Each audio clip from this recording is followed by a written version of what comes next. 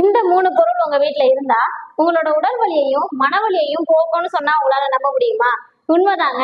நம்ம திரிகடுகத்துல ஒரு 3 பொருட்களை பத்தி சொல்லியிருக்காங்க. அது எந்தெந்த பொருள்னு தெரிஞ்சுக்கணுமா? அப்ப நம்ம வீடியோவை ஸ்கிப் பண்ணாம முழுசா பாருங்க. வாங்க வீடியோக்குள்ள போலாம். திரிகடுகம், அதாவது திரிகடுகம்னா என்ன பொருள்னு பார்த்தோம்னா, திரி அப்படின்னா 3ன்னு அர்த்தம், கடுகம் அப்படின்னா காரம் உள்ள பொருள்னு அர்த்தம். இதை எப்படி ஞாபகம் வச்சுக்கலாம் அப்படின்னா, திரி அப்படின்னா 3, நம்ம ஆங்கிலத்துல 3ன்னு சொல்லுவோம். 3னா அப்படின்னா நம்பர்னு அர்த்தம். 3 மூன்றாவது நம்பர் அப்படின்னு சொல்லுவோம். அப்போ இந்த இடத்துல திரி அப்படின்னு ஞாபகம் வச்சுக்கோங்க. அடுத்து கடுகம், கடுகு சிறுத்தாலும் காரம் குறையாது அப்படிங்கிற பழமொழி நம்ம கேள்விப்பட்டிருப்போம். அப்ப கடுகம் அப்படின்னா காரம்னு ஞாபகம் வச்சுக்கோங்க. இந்த நூலுடைய ஆசிரியர் யாருன்னா நல்லாதனார். இவரை எப்படி நம்ம ஞாபகம் வச்சுக்கலாம் அப்படின்னா, திரிகடுகம் மருந்து சாப்பிட்டாங்க அப்படின்னா அவங்க நல்லா இருப்பாங்க அப்படின்னு ஞாபகம் வச்சுக்கோங்க. அப்ப திரிகடுகத்துடைய ஆசிரியர் யாருன்னா நல்லாதனார். இந்த நூலை மருந்தின் பெயரால் பெயர் பெற்ற நூல் அப்படின்னு சொல்லியிருக்காங்க. இந்த நூலுக்கு திரிகடுகம்னு ஏன் பேர் வந்துச்சு அப்படிங்கிறத பார்க்கலாம். இப்போ திரி அப்படின்னா 3ன்னு அர்த்தம், கடுகம்னா காரமுள்ள பொருள்னு அர்த்தம். அப்ப 3 காரமுள்ள பொருள்களை கொண்ட மருந்து அப்படின்னு நம்ம ஞாபகம் வச்சுக்கலாம். சுக்கு, மிளகு, திப்பிலி இந்த 3 மருந்து பொருள்களால ஆன மருந்துக்கு தான் திரிகடுகம்னு பேர் வச்சிருக்காங்க. இந்த 3 மருந்துகளுமே உடல் நோயை போக்கும் அப்படின்னு சொல்லியிருக்காங்க. இந்த திரிகடுகத்துல என்னதான் சொல்லியிருக்காங்க அப்படின்னா, இந்த திரிகடுகம் சாப்பிட்டா எப்படி மனிதனுடைய உடல் நோய் போகுமோ அது போலவே ஒவ்வொரு பாடல்லையுமே 3 கருத்துக்களை கொண்டு மக்களுடைய மனநோயை போக்குறாங்க அப்படின்னு சொல்லியிருக்காங்க. இந்த திரிகடுகத்துல இம்மூன்றும் அல்லது இம்மூவர் அப்படிங்கிற வார்த்தை தான் அதிகமா இடம்பெற்றிருக்கு. இந்த நூல் அம்மை வனப்பு வகையை சேர்ந்தது. இந்த நூல்ல மொத்தம் 100 பாடல்கள் இருக்கு.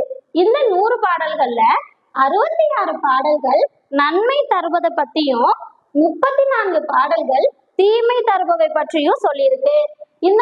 இதுல உள்ள 35 பாடல்கள்ல கணவன் மனைவியுடைய வாழ்க்கையை பற்றியே 35 பாடல்கள் சொல்லியிருக்கு. நமக்கு 7th ஸ்டாண்டர்ட்ல தூயவர் செயல்கள்ன்ற பாடல் கொடுத்துருக்காங்க.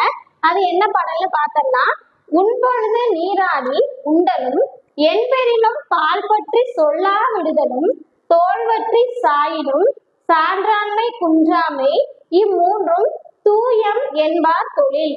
இந்த வார்த்தைய தூயம்னு நம்ம படிக்க கூடாது, தூயம்னு நம்ம படிக்கணும். உன் பொழுது அப்படின்னா உண்ணும் பொழுதுன்னு அர்த்தம். நம்ம எப்பொழுதுமே நம்ம வாழ்க்கையில அன்றாட வாழ்க்கையில நம்ம சாப்பிடுறதுக்கு முன்னாடி கண்டிப்பா குளிச்சிருக்கணும். இது தூயவருடைய செயல்களாக சொல்லியிருக்காங்க. தூயவர் அப்படின்னா தூய்மையுடையவர்கள்லாம் எப்படி இருப்பாங்க அப்படிங்கிறதுக்கு நம்ம ஒரு எடுத்துக்காட்டு சொல்லியிருக்காங்க. அடுத்து பால் பற்றி அப்படின்னா ஒரு பக்க சார்புன்னு அர்த்தம். இப்ப நமக்கு வழக்கு இருக்குன்னு வச்சுக்கோங்க.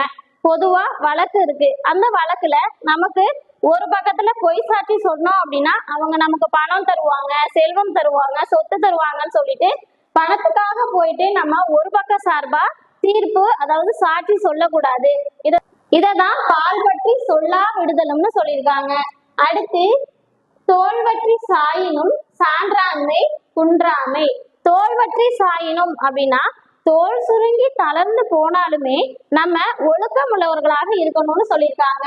இந்த இடத்துல சான்றாண்மை அப்படிங்கிறது அறிவு ஒழுக்கம். அடுத்து இம்மூன்றும் தூயம் என்பார் தொழில். இந்த 3 செயல்களுமே தூய்மை உடையவர்களுடைய செயல்களாக சொல்லியிருக்காங்க. இந்த பாடலுடைய சொற்பொருள் பார்த்தோம்னா, பால் பற்றி ஒரு பக்க சார்பு, உன் பொழுது உண்ணும் பொழுது, தூயம் தூய்மை உடையோர். இந்த நூலுடைய மேற்கோள்கள் என்னன்னு பார்க்கலாம். நெஞ்சம் அடங்குதல் வீடாகும், வேளாண் என்பான் விருந்திருக்க உண்ணாதான், தாளாளன் என்பான் கடன்பட வாழாதான், நிறை நெஞ்சம் உடையானை நல்குறவு அஞ்சும். இந்த 4 மேற்கோள்களுமே ரொம்ப ரொம்ப முக்கியமானது. இதை நல்லா தெரிஞ்சு வச்சுக்கோங்க. நமக்கு டிஎன்பிஎஸ்சி எக்ஸாம்ஸ்ல இந்த கொஸ்டின் கேட்கறதுக்கு சான்சஸ் அதிகம் இருக்கு.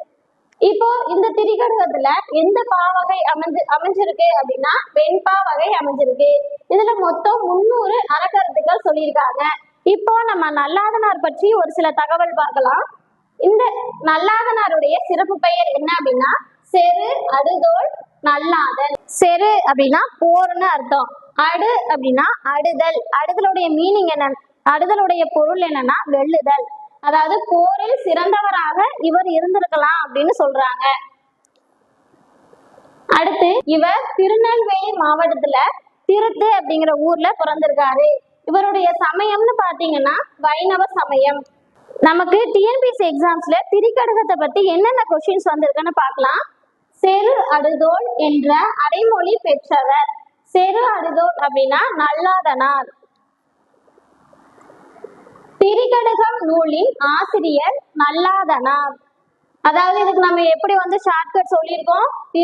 திரிகடுகம் அப்படின்னா திரிகடுகம் சாப்பிட்டவங்க நல்லா இருப்பாங்க அப்படின்னு நம்ம ஞாபகம் வச்சுக்கணும். இப்ப திரிகடுகத்துடைய நூலின் ஆசிரியர் நல்லாதனார்.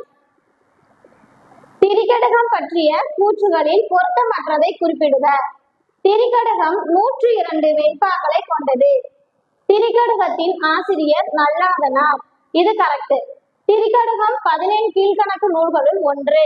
17 கீழ்கணக்கு நூல்களை ஒண்ணுதான் திரிகடுகம். சுக்கு மிளகு திப்பிலியால் ஆன மருந்துக்கு பெயர் திரிகடுகம். இதுவும் சரி. அப்ப எது தவறு அப்படின்னா திரிகடுகம் 102 வெண்பாக்களை கொண்டது. திரிகடுகத்துல மொத்தம் 100 பாடல்கள் இருக்குன்னு நம்ம பார்த்தோம். அப்போ இதுதான் தவறு. இந்த வீடியோ உங்களுக்கு பிடிச்சிருந்துச்சுன்னா லைக் பண்ணுங்க. மறக்காம மயிலரசி அகாடமி சேனலை சப்ஸ்கிரைப் பண்ணிக்கோங்க. தேங்க்ஸ் ஃபார் வாட்சிங்.